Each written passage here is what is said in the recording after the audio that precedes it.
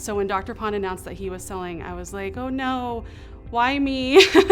I was mostly scared and concerned about all the new stuff that Elevate was gonna bring in. I wasn't sure what was going to change, if I was gonna be able to keep up, if I was going to like it, if I was going to enjoy my job the way I had in the past. I was definitely afraid of loss of autonomy, that I would be told how to practice instead of practicing the way that I felt was appropriate to practice for my patients. Fortunately, neither of those fears ended up coming true. It's quite the opposite. A typical transition looks like a few weeks of getting to know one another. So it's usually a couple of phone conversations, some initial data gathering, diligence, both financial and operational, legal documentation, back and forth between their counsel and our counsel.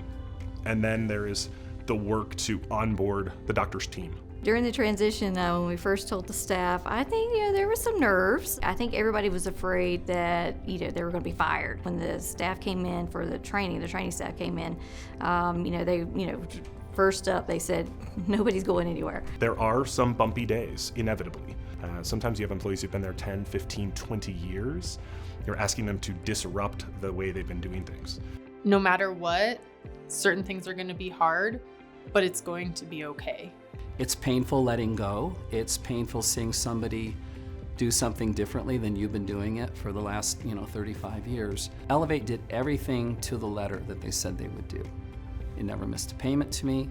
They were clean and forthcoming on all of the closing documents. Because practices are all different, the transition is going to be different in every single situation. Even if it's the same team going in, and you have different reactions from different personalities, you've got to change gears in your brain and be ready to accept change.